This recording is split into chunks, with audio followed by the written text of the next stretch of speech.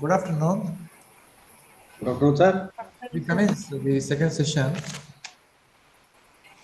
Uh, in the second session, we are going to discuss the accounting for foreign exchange transaction and translation. There are two aspects here. One is foreign exchange transactions. How do you account for that? Second one is translation. How do you account for that? This is the topic for today's discussion. This is my aim of the presentation, objectives. The aim is to understand the basic concepts of foreign exchange. We are familiar with the foreign exchange, some basic concepts. To understand forex exposures, there are three exposures are there: transaction exposure, translation exposure, and economic exposure. And third one is how to account for foreign exchange transactions and translations. And the fourth important topic is how we can globalize our Indian rupee, because now the worldwide accepted currency is US dollar. US dollar is the world accepted currency. How do we account? How do we globalize our Indian rupee? These are the aims of my presentation. To begin with, what is foreign exchange? Foreign exchange is the currency of other country. This is a very simple definition. Suppose Indian rupee is there, American dollar is there. American dollar is referred as a foreign exchange. Foreign exchange is the rate at which one currency is exchanged for another currency. Normally, we don't have any uniform currency throughout the world, like languages, uniform. There is no single language. Like that, there is no single currency. Each country will have their own currency. If you want to exchange one currency for another currency,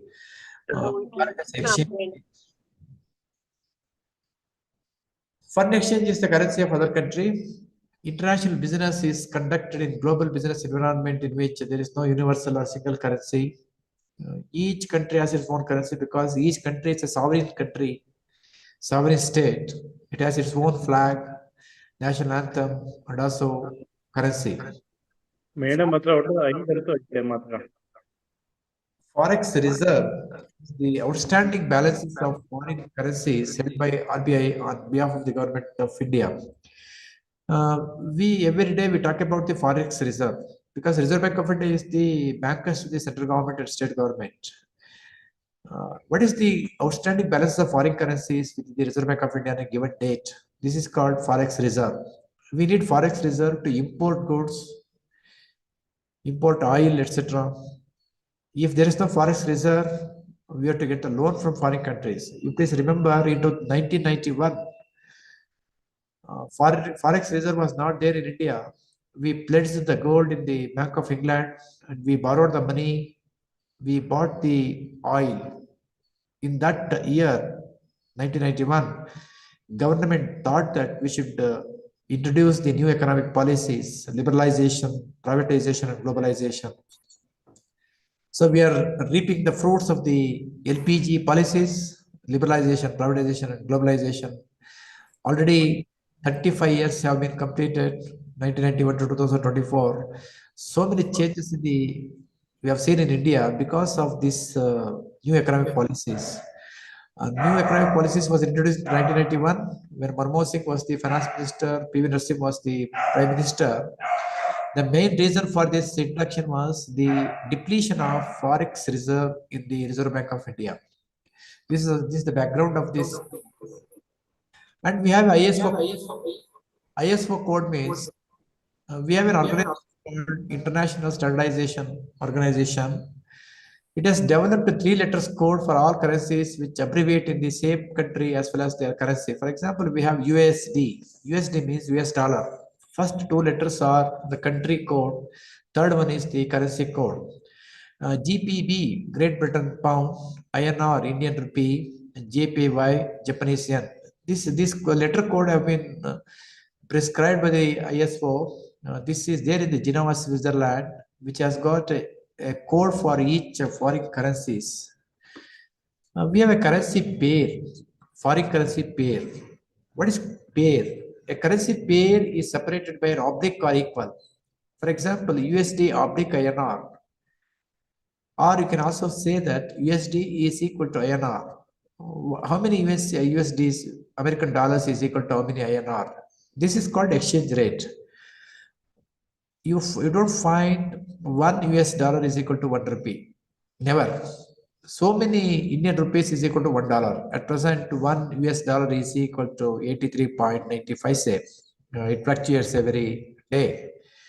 So each currencies, we don't have any equal value in each currencies. One currency is higher, another currency is lower.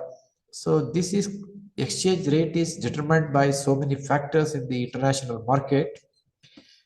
We have a currency pair. Always the first currency in the pair is the base currency. The second is the quoted currency. Suppose you say USD is equal to INR.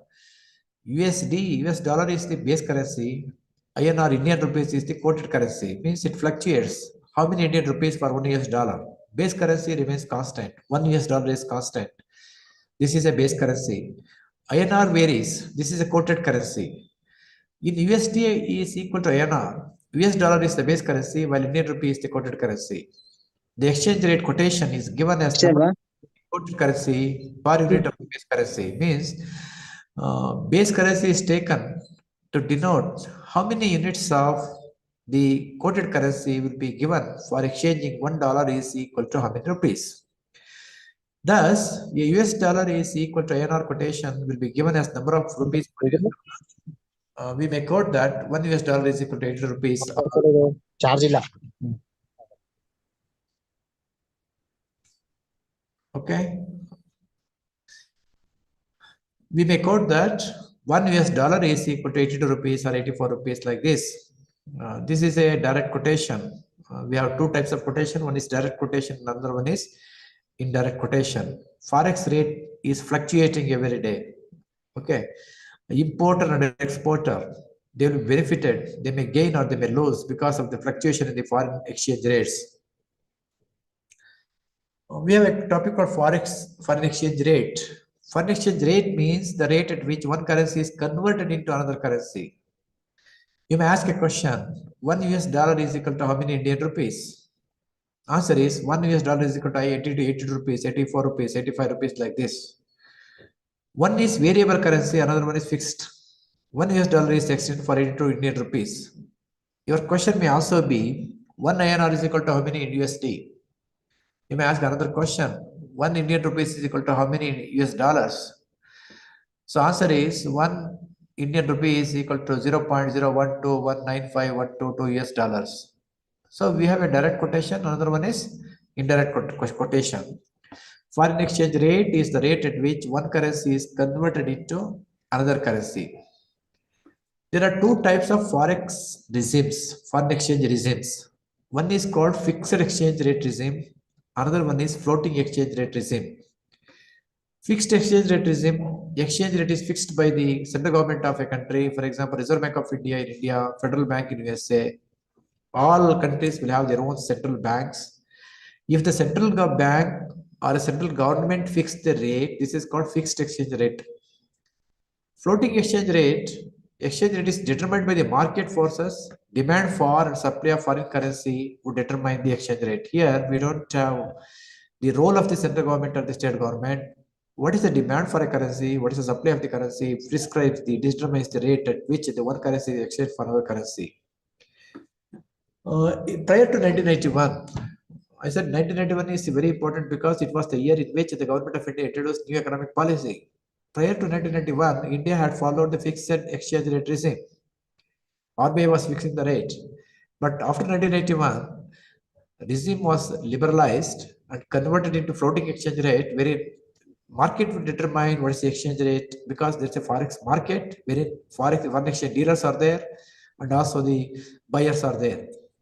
In India at present, we have floating exchange rate since 1991. There are countries, even today, they follow the fixed exchange rate regime. For example, China, example. So America has got a floating exchange rate regime. Almost all capitalist countries will follow the floating exchange rate regime. Fluctuations in the exchange rate under floating exchange rate regime are categorized into appreciation or depreciation. We have a concept called appreciation or depreciation. The definition of depreciation is not the same as in the accounting. In forex accounting, we have a different meaning for appreciation and depreciation. Look at the definition. Rate regime. we have got appreciation. Means appreciation is the increase in the value of the domestic currency against the foreign currency. Appreciation means increase in the value of the domestic currency against the foreign currency. Depreciation is the decrease in the value of domestic currency against the foreign currency. Suppose some examples are given here. On 24/7/23, $1 is equal to 81.81. Now you see almost 1 year. Already July is over. Now it has gone up to 84.93 something. Suppose you take one date as a base date, 81.81 is the base. In 25/7/23, $1 is equal to 81.95. Depreciation. 26/7/23, $1 is equal to 81.98. Depreciation. Means, what is depreciation? Depreciation is the decrease in the value of domestic currency. Appreciation means increase in the value of domestic currency. You can determine either depreciation or appreciation by comparing the US dollar is equal to how many Indian rupees. This is very important. Two concepts, depreciation and appreciation, these are followed under the floating exchange rate regime. This would impact on the profit and loss account and balance sheet, because almost all companies are exporting goods and importing goods. Because of export and import, the exchange rate fluctuation would impact on the cash inflows and cash outflows in the profit and loss account. We have two types of quotations. One is direct quotation, another one is indirect quotation. Quotation means for how many US dollars one should quote how many Indian rupees. Okay. Direct quotation. Direct quotation is also called home currency quotation. Home currency quotation means in India, Indian rupee is a home currency. Under direct quotation, variable unit is home currency. Variable unit is Indian rupees. Under direct quotation, the number of unit of foreign currency is kept constant, and any changes in the exchange rate will be made by changing the value of variable currency. Means $1 is equal to how many Indian rupees. Base currency is $1, which is kept constant. Variable currency is the home currency, which is Indian rupees. The exchange rate on 27/7/23 of $1 versus INR is 0.12403,427. Means you see the variable currency is Indian currency, Indian rupees, whereas the base currency remains constant in case of direct quotation. Under indirect quotation, variable unit is foreign currency. The number of unit of home currency kept constant, and any change in the exchange rate will be made by changing the value of variable currency. For example, what is the exchange rate of INR versus US dollar on some date? 1 INR is equal to USD 0.01318564, means how many digits you take after the decimal point. You cannot restrict to 2 digits. You may have to take more digits, because the 10 digits or 12 digits will have an impact on the amount of conversion. So here INR is fixed, US dollar is fluctuating. So this is indirect quotation. But in India, we are following direct quotation, wherein we kept the foreign currency as constant, Indian currency as variable. Now we come to the foreign exchange exposure. What is exposure? Exposure means the risk faced by the companies when they go for foreign currency transactions. Foreign exchange exposure is a measure of the potential for a firm's profitability, cash flow, market value to change because of the exchange rates. Means your cash inflow or outflow, your profitability, your market value of the assets may change because of the exchange rate fluctuations. We classify this foreign exchange exposure into three groups. One is transaction exposure, second one is translation or accounting exposure, third one is economic or operating exposure. First one is transaction exposure. Transaction exposure relates to the variability of the firm's contractual cash flows denominated in foreign currency. Suppose you export goods to foreign countries, you import goods from the foreign country. This is called a transaction, import transaction or export transaction. When you import or export goods, on the contract date and on the settlement date. Contract date is the date on which you buy some goods from the foreign country. Settlement date is the date on which you make payment. Naturally, the same date will not be same in forex market. You cannot enter into contract today and you cannot make payment, because goods should be delivered to you. It will take 1 month or 2 months or 3 months, depending upon the mode of the transportation. So there will be variability in the exchange rate on the date of transaction. This is called transaction date, and on the date of settlement. This change may be favorable or unfavorable. This is called transaction exposure. The transaction exposure measures gain or losses that arise from the settlement of exchange, financial claims, and obligations. Sometimes you may borrow money in the American currency. Foreign denominated bonds are there. When you borrow money in the foreign denominated bonds, at the time of repayment, there will be change in the exchange rate. You have to pay more money or less money. So transaction exposure may be import or export of goods, borrowing money or lending money in the foreign currencies, or you may employ people in foreign countries. For them, you have to pay the money in the foreign currencies. These are all the transaction exposures. This may result in gain or loss. You may gain because of the foreign exchange conversion is favorable, or you may incur losses. Transaction exposure can arise from any of the following: exporting and importing of goods or services on credit whose prices are contractually denominated in foreign currencies, credit transactions and cash transactions. In almost all foreign currency transactions, they are all credit transactions. We call it as a spot transactions or forward transactions. In single day, we cannot both seller and buyer cannot come and complete the transaction. Second transaction is borrowing and lending of money in foreign currencies. You may go to foreign countries and raise the money because the rate of interest in foreign countries are less. Suppose in India, if you want to borrow the money 10%, maybe you go to American market and you borrow the money, maybe 5% you get it. But what is the risk is, it is not the rate of interest is important. The risk is repayment of the principal amount in the foreign country, exchange rate may differs. But there are so many companies in India, they are going to foreign countries and they are raising money in the form of debt or equity. We call it as American deposit receipts or global deposit receipts. You suppose you take some of the leading companies like Adani company, they are raising money in American market and foreign markets. Even Bharti Airtel also, they raise the money in foreign debt. This is for borrowing or lending money in the foreign currency is a very important thing for the companies because now the government permits companies to go to foreign market and raise money. Earlier, it was not permitted before 1991. If you want money, you can raise the money. If you have money, you can lend the money in the foreign currency also. Or you may engage in contract to buy or sell foreign currency at a future date. This is called forward transactions or for future transactions. You may enter into a contract to buy the foreign currency or sell the foreign currency. These are all transaction exposure wherein you have risk or gain due to fluctuation in the foreign exchange. Second type of exposure is translation exposure. Transaction is different and translation is different. Translation exposure arises because of foreign currency denominated financial statements of foreign subsidiaries must be restated. Suppose you take any company, for example, TCS company.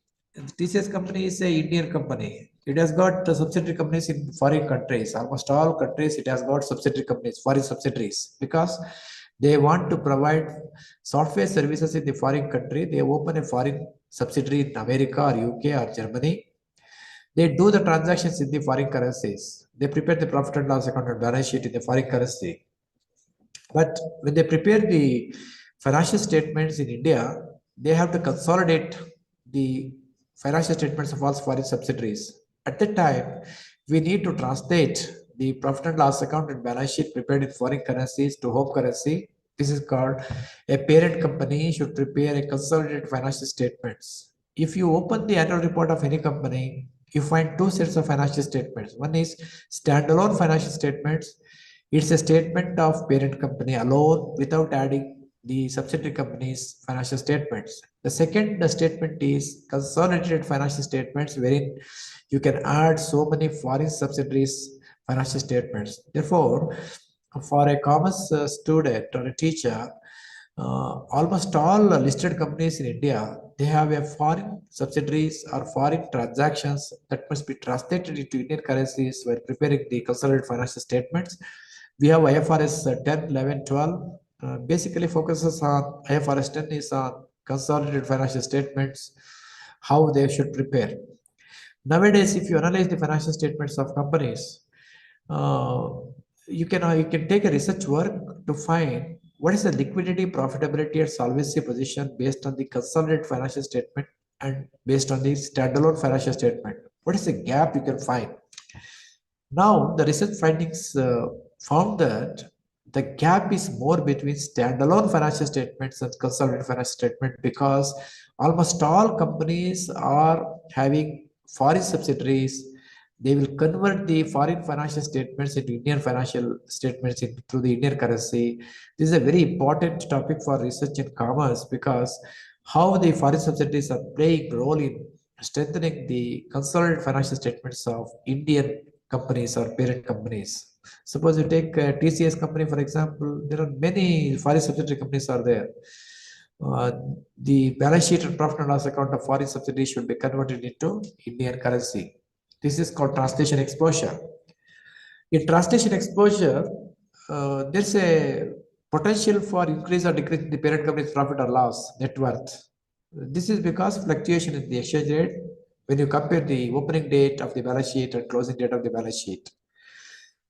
Translation also facilitates performance evaluation across the subsidiaries because there are so many foreign subsidiaries, how the foreign subsidiaries are performing. You can conduct the foreign performance evaluation on the basis of the home currency. By translation, you compare the profitability of the different foreign currencies, foreign subsidiaries, and you can evaluate their performance and fix a target for achievement.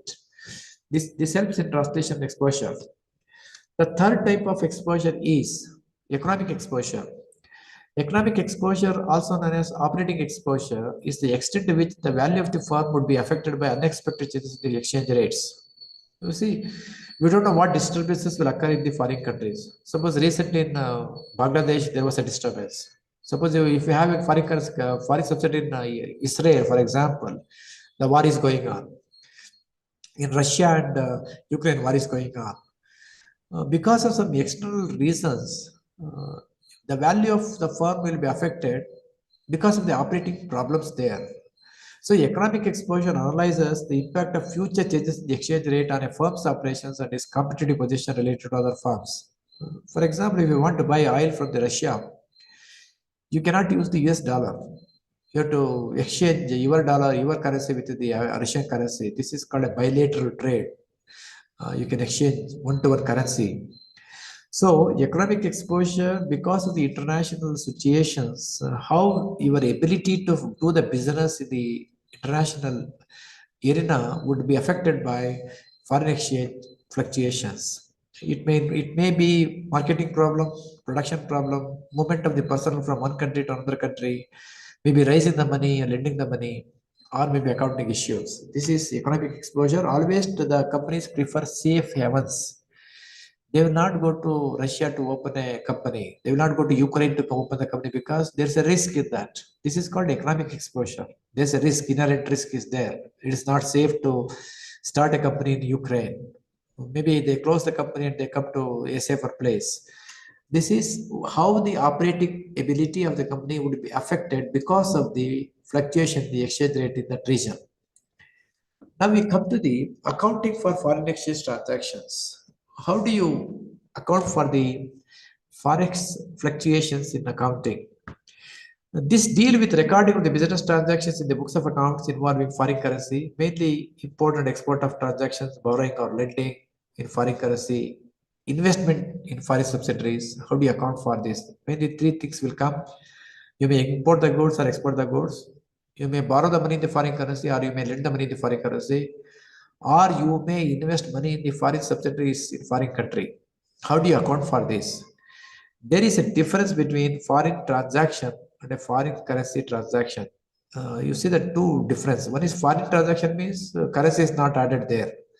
In a foreign currency transaction, the word currency is added. Not every foreign transaction is dominated in the foreign currency. Only foreign currency transactions are dominated in the foreign currency. For example, if Indian company is exporting goods to an American firm with the invoice denominated in Australian dollars, the Indian firm has a foreign currency transaction and it faces transaction exposure. Means there are two parties in the foreign currency transaction. One is importer and exporter. Okay, one will face the risk, other person will not face the risk. Who will face the risk will depend upon how you raise the invoice. Invoice can be raised in either home currency or the host currency. Okay, or maybe foreign currency. So American company does not have any foreign currency transaction. In this example, even though it is engaged in foreign transaction because invoice is denominated in its own currency, means any transaction in which there is no forex risk, we call it as a foreign transaction. Any transaction in which there is a risk of foreign exchange is there, we call it as a forex transaction. So this is a two difference between foreign transaction and forex transaction. For accounting purpose, we have two methods of accounting for foreign currency accounting. One is single transaction approach. Second one is dual transaction approach. Under the single transaction approach, original export or import transaction and foreign currency receivable or payable for the transaction is accounted in single ledger account. We can open only one ledger account. In one ledger account, you can record both receipts and payments. Finally, you can find whether gain or loss. You're not separately showing the receivable and payable. Suppose you take the purchases and sales. You are showing separate ledger account for purchases and sales. Suppose if you open single account and debit and credit the purchases and sales, you get one figure. This may be gain or loss. So under single transaction approach, for any foreign currency receivable or payable transactions, you open only single ledger account. Gain or loss due to foreign currency exchange fluctuations are recorded along with the original amount import export of goods or services. Means any fluctuations in the foreign exchange rate will be impacted, will be adjusted in the export or import of goods. Dual transaction approach. Under the dual transaction approach, original export or import transaction of foreign currency receivable or payable for the transaction is accounted in two separate accounts. You open the two ledger accounts. One is export and import account, separate account. Foreign currency receivable or payable account is separate. Two accounts are opened. Gain or loss due to foreign currency exchange fluctuations are recorded separately and it is shown in the income statement. Means in the profit and loss account, you are showing on the debit side foreign exchange transaction loss. On the credit side, forex transaction gain. Separate account is open. Nominal account. Here, the purchases and sales are the real account. Foreign exchange gain or loss is the nominal account. You are preparing as two separate accounts. Whereas a single transaction account, you are adjusting the gain or loss in one account, one ledger account. For example, this is an example. Wipro Limited exported software services to a customer of a foreign country with an invoice amount of 1 lakh US dollar when the exchange rate is 75.54 INR on 24/22. You look at the exchange rate. In 22 it was 75 rupees. Now in 24 it is 84.9. The customer in USA has paid money in 21/4/22. There's a gap of around few months. Was 75.84. How much Indian rupees Wipro Limited received on 21/4/22? Did it result in gain or loss? Wipro Limited had transaction exposure since invoice was raised in foreign currency. Means invoice can be raised in Indian currency or foreign currency. When you raise the invoice in the foreign currency, we have to pay the money in the foreign currency. Therefore, there's a risk of transaction exposure. There were two dates for recording the forex transaction in the books of Wipro Limited. First one is transaction date 24/22, and the second date was 21/4/22. This is the forex rate. You have to record the amount. This is how it looks here. One is exchange rate, transaction date, and settlement date. So 75.54, 75.84. There's a gap in the exchange rate. Invoice amount is same 1 lakh rupees, which is raised in the foreign currency. But Indian rupees payable amount is 75 lakhs 54,000 in transaction date. In settlement date, it is 75 lakh 84,000. There is a gain of 30,000 rupees. Means when you are an exporter, you are receiving more money. Therefore, you gain 30,000 rupees. Suppose if you are an importer, you are receiving less money, you incur the loss. Wipro Limited would record the above foreign currency transaction using the single transaction approach or dual transaction approach. Means there is a gain of 30,000 rupees comparing to the two exchange rates in 2 dates. This 30,000 rupees can be recorded in two ways, either in single transaction approach or dual transaction approach. Suppose if you follow single transaction approach on the transaction date 24/22, what is the entry? Business receivable account debit, export sales account debit, credit.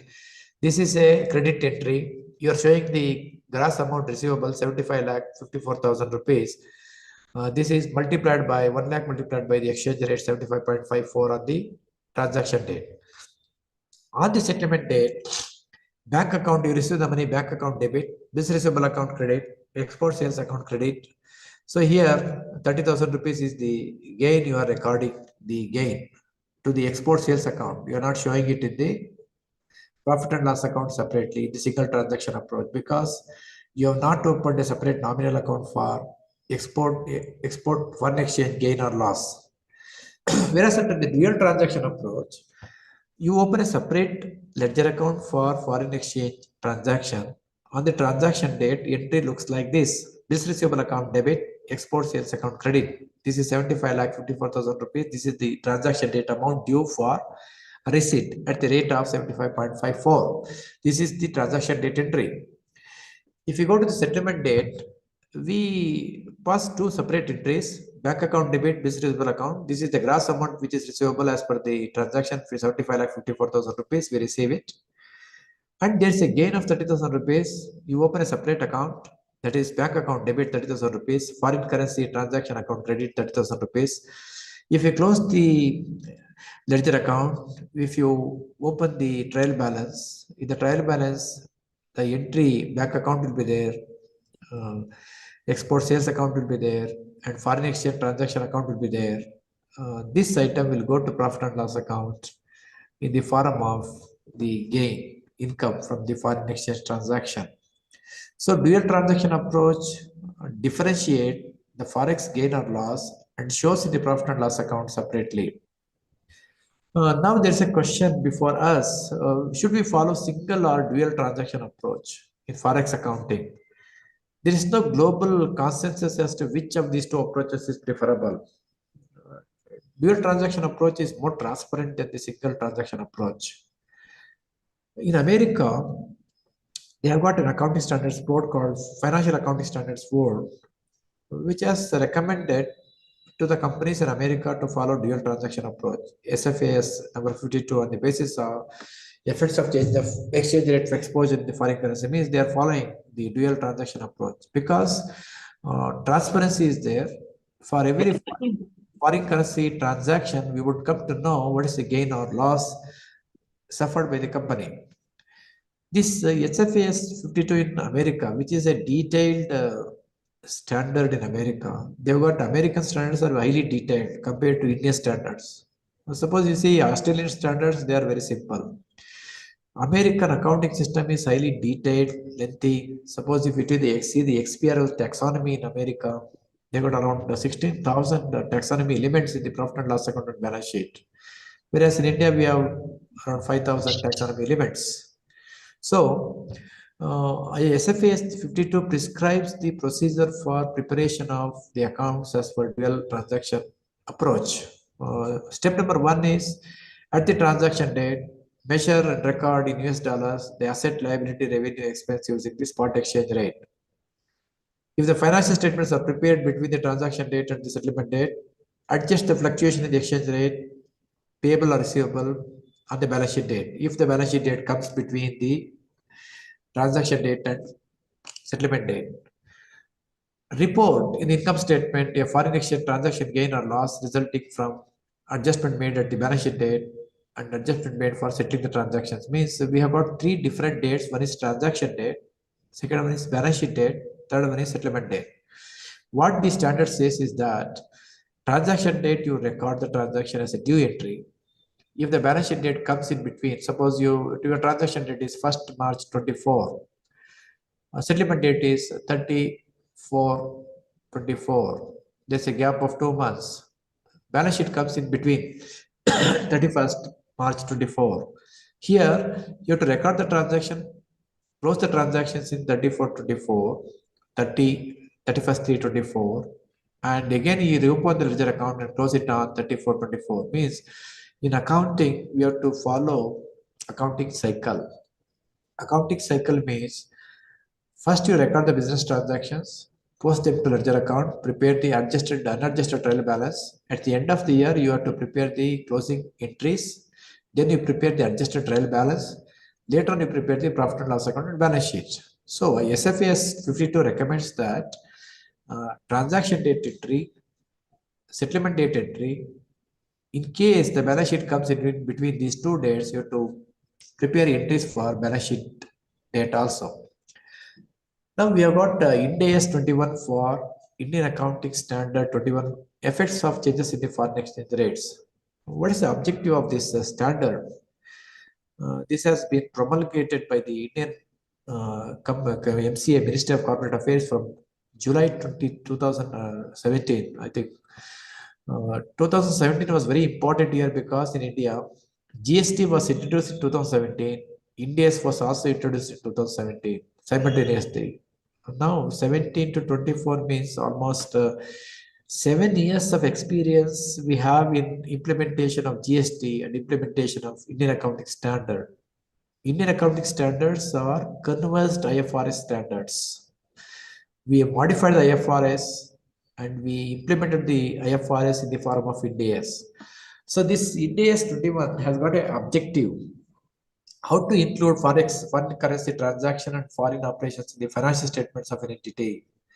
Suppose almost all companies, listed companies in India have got foreign currency transactions, either export or import, borrowing or lending of money in the foreign currency. The question is how to include them in the profit and loss account.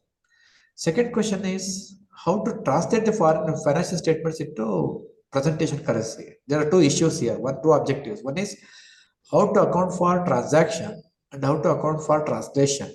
The principal issues are which exchange rate to use, how to report the exchange fluctuation in the exchange rates. This is the question if we ask at the INDES. So what the INDES says, we have to follow. There are so many alternative accounting methods to record translation gains or losses. Many methods are there. Suppose if you go for translation. For transaction, only two methods are there. One is a single transaction approach, and the second one is dual transaction approach. For foreign currency translation, there are many alternative translation methods are there. How you can translate the foreign currency financial statements into Indian currency? There are so many alternative translation methods are there. Popular methods are current rate method, we call it as a CRM method. Current and non-current rate method, we call it as a current CNCR method. Monetary non-monetary method, CNM method, and temporal method. These are all the four methods. If you follow four methods, any one method which gives the different picture, because all the methods will not give all the same figure, because the exchange rate used in each method is different. We have three different exchange rates are there. One is current exchange rate. Second one is historical exchange rate. Third one is average exchange rate. What is current exchange rate? It is the exchange rate prevailing at the balance sheet date. We take the balance sheet date, 31st/3/24, the date on which you are closing the accounts and preparing the financial statements. The exchange rate prevailing on the closing balance sheet date is called the current rate. What is the historical exchange rate? It is the exchange rate that prevailed at the beginning of the exchange rate. Means you have a transaction, purchase transaction or a sales transaction, on which date you have the transaction. This is historical exchange rate. And we have average exchange rate. It is a weighted average of the exchange rates that prevail during the period for which financial statements are being prepared. Suppose 1/4/2023 is the starting day of the financial year. Ending date is 31st/3/24. In these 365 days, you don't get 365 exchange rates because market is open only 5 days a week. Okay. Approximately you may get 200, less than 200 exchange rates. You find the weighted average exchange rate for these 200 exchange rates, opening balance and closing balance. That is called weighted average arithmetic mean of the exchange rate of the 1 year. Or you may calculate the simple arithmetic mean. Simple arithmetic mean means opening and closing divided by 2. This is called average exchange rate. For translation purpose, you are using 3 exchange rates. Suppose this is the picture where which rate is used. There are 3 exchange rates. C is current exchange rate, H is historical exchange rate, and A is average exchange rate. Suppose you take the balance sheet items, cash. Cash is always current. You don't use the historical exchange rate. These receivables, highly liquid, current exchange rate. Inventories, stock can be measured at cost. Under the first two methods, current exchange rate, and the next two methods, historical exchange rate. If it is measured in market value, First and second method uses the current exchange rate. Third uses historical exchange rate. Fourth one is current exchange rate. Long-term Yes. long-term investment, if it is measured at cost, because inventory and investment are measured in cost or market value, whichever is less. This is based on the conservatism principle. Either you use the cost or use the market value, whichever is measured, whichever is less, you are showing in the balance sheet. Therefore, if any investment is measured at cost, in the first method use the current exchange rate, whereas in three methods use the historical exchange rate. If the investment is measured at the historical market value, use the current exchange rate in first and the last method, use the historical exchange rate in the second and third. Like this, we have the items in the balance sheet, asset side and liability side, which exchange rate should be used under which method it is given. Like this, in the profit and loss account, there are two sides. One is debit side and credit side.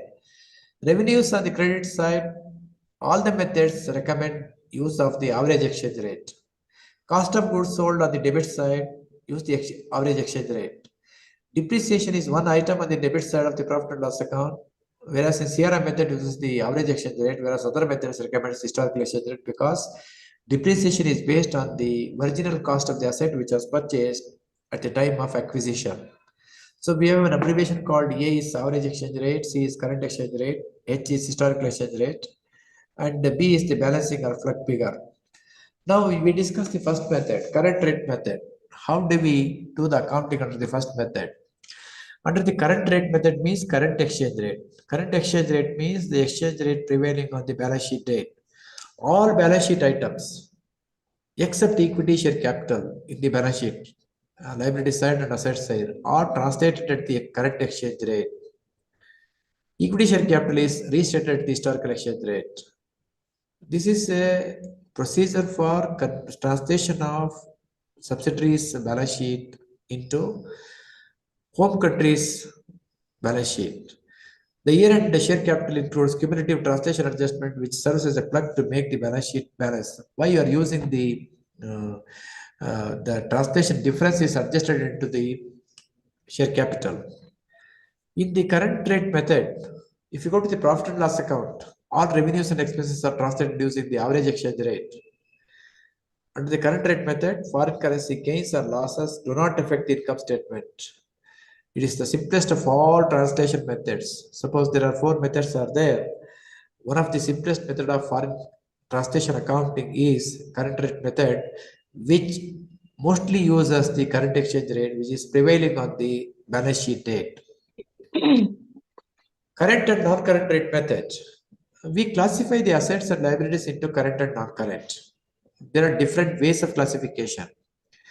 We know the definition of current asset and non-current asset. Okay. The underlying principle of this method is that assets and liabilities should be translated based on their maturity.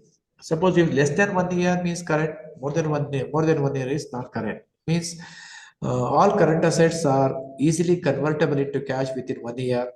All non-current assets are convertible into cash more than 1 year. Suppose you take the building, you construct a building, it cannot be converted into cash within 1 year because you don't want to sell it.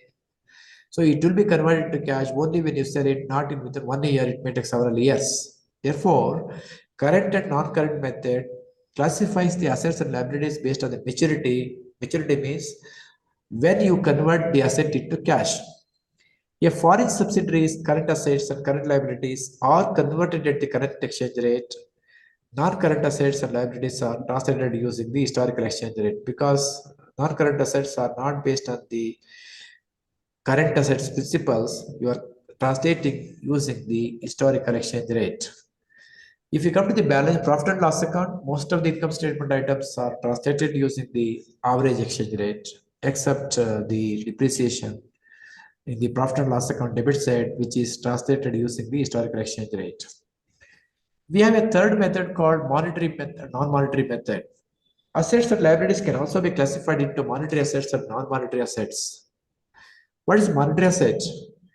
Monetary assets are claims to receive fixed sum of money. What is a claim? Suppose cash in hand, you have 100 rupees. 100 rupees means you have a claim to 100 rupees only, not more than 100 rupees or less than 100 rupees. Suppose you have a balance in the bank, 1 lakh rupees. You have a claim for 1 lakh only. Debtors, you sold goods to some person, customer. You have claim only for the bill amount. Means if any assets which has got a fixed sum of money is called monetary asset. What is non-monetary asset? Non-monetary assets have a claim for variable sum of money. For example, inventory, fixed assets, gold. Suppose you have 1 lakh rupees, you put it in the bank. After 1 year, you get 1 lakh rupees plus interest. Suppose you put the 1 lakh rupees in a site, real estate, or a gold. Gold price may go up. In that case, you get more money. Means your value may increase or decrease. Variability. We call them as non-current assets. Investment in gold, investment in sites, investment in equity shares, where the fluctuation will be there. This fluctuation may be beneficial to you, or maybe you may incur loss also. Whereas in case of monetary assets, you don't incur any losses because the same amount you are going to get it. Monetary liabilities are obligations to pay fixed sum of money. For example, creditors, bills payable, short-term and long-term debt. You have obligation to pay the same amount of money. Non-monetary liabilities are obligations to pay variable sums of money. So these are the definitions of monetary and non-monetary assets. The foreign currency translation accounting requires you to classify all assets and liabilities into either monetary or non-monetary, and it recommends specific use of the exchange rates. Under this method, all monetary items are translated into the current exchange rate. All non-monetary items are translated using the historical exchange rate. If you come to the income statement items are translated using the average exchange rate, whereas depreciation is translated using the historical exchange rate. So this method differs from current and non-current. Why? Current and non-current method is based on the maturity period, whereas monetary and non-monetary method is based on the claim for fixed sum of money. So if you go to the next method is temporal method. What is temporal method? Temporal means temporary. What is temporary in this method is measurement base is temporary, because in accounting we say we use the rule stock is valued at cost or market value, whichever is lower. We don't say that stock is valued at cost or market value, whichever is higher. Why you don't take the higher value? Because of the conservatism principle. You don't anticipate the gain, but you anticipate the loss. Therefore, you say stock is valued at cost or market value, whichever is lower. Temporal method uses the measurement base of an asset or liability to determine the exchange rate. Therefore, it shifts from the current exchange rate or the historical exchange rate, depending upon whether the asset is measured at cost or market value. It's a temporal method. So if you come to the example here, one example case.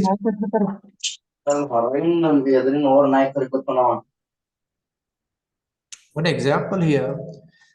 Following is the income statement of S Limited, which is the US foreign subsidiary of P Limited.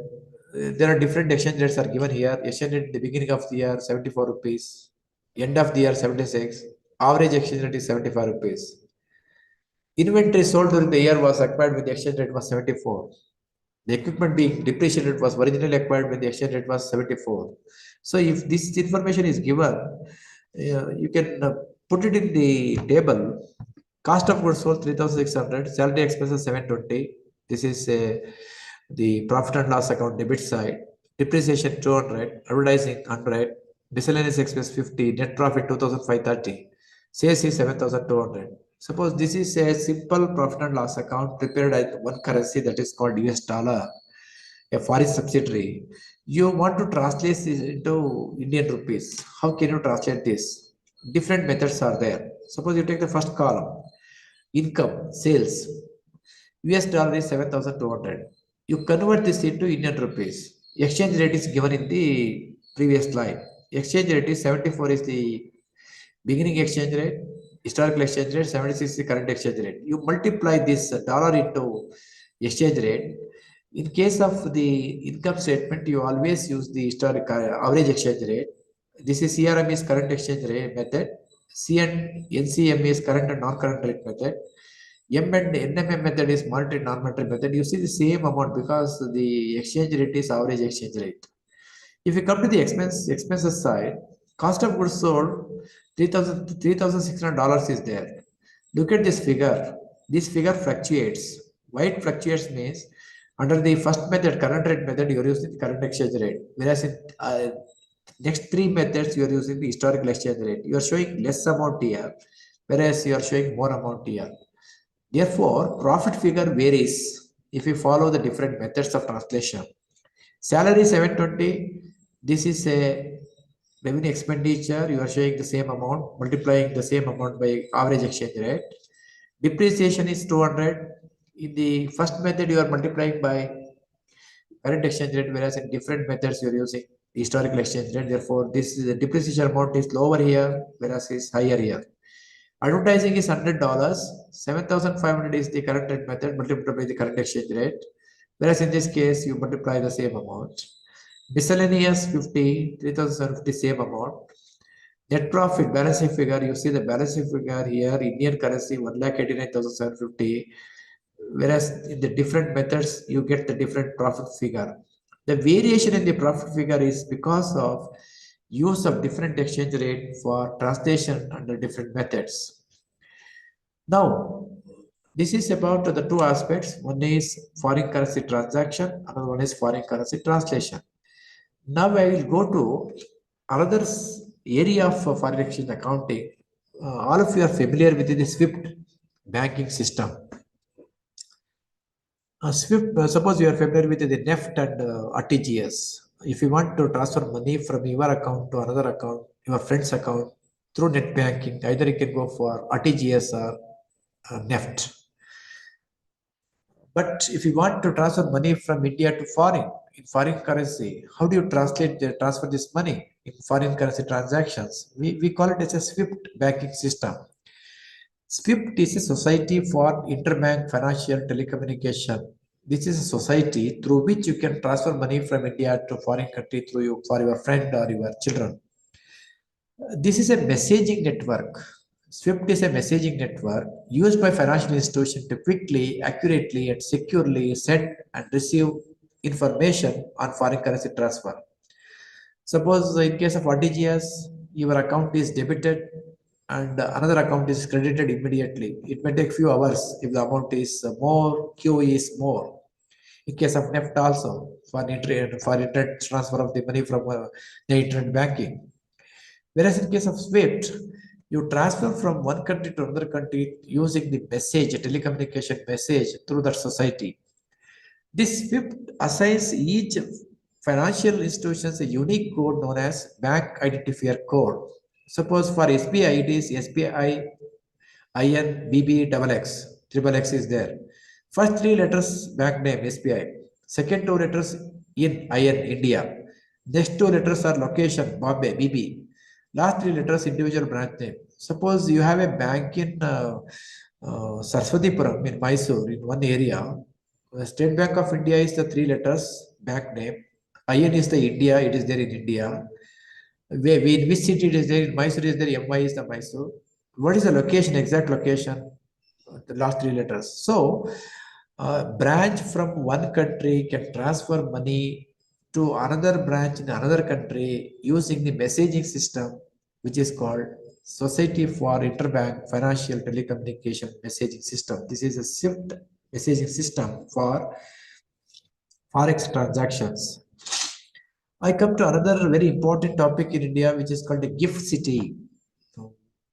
To internationalize our rupee, globalization of Indian rupee, to internationalize our currency, Government of India started a Gujarat International Financial Tech City, which is called GIFT. GIFT means Gujarat International Finance Tech City. We have a vision to become a global financial leader. Now we need technology, and also technology will help us to go to the global field. So Gift City is located in near Ahmedabad. It is like a separate island wherein the international financial transactions will take place. We don't know whether the government of India will start like gift city in different parts of the country. Almost all financial transactions are routed through the gift city. This is a project commenced, and it has been working in India. And we have a IFAC International Financial Resource Center in Gift City. It is ideally located in the gateway, means in the Gift City we have this one. We have a foreign stock exchange in Gift City, wherein suppose if you want to trade in the BSE, you can open a demat account. You have a bank account. You can buy or sell the shares or bonds through the BSE or NSE. Suppose you want to trade in the New York Stock Exchange or London Stock Exchange. Where do you open the account? Your currency is Indian rupee. America is trading in the US dollar. So Gift City has got a exchange, stock exchange, wherein you can open an account, demat account in the dollar, US dollar. This exchange opens 21 hours per day. Suppose our stock exchange, Bombay Stock Exchange, opens at 9:30, 9:15, 9 o'clock it starts. First 15 minutes for the members, 9:15 to 3:50, 3:30. How many hours it trades? Only a fraction of a day. Whereas if you go to the Gift City, there's a stock exchange which works throughout the day, almost 21 hours, because when we sleep, American Stock Exchange opens. When we get up, American Stock Exchange may close. Therefore, different stock exchanges work in different time schedule. Gift City provides an opportunity for a trader, for a demat account holder to buy or sell foreign stocks in India by opening. You have to open a US dollar account. Means you have to transact in US dollar.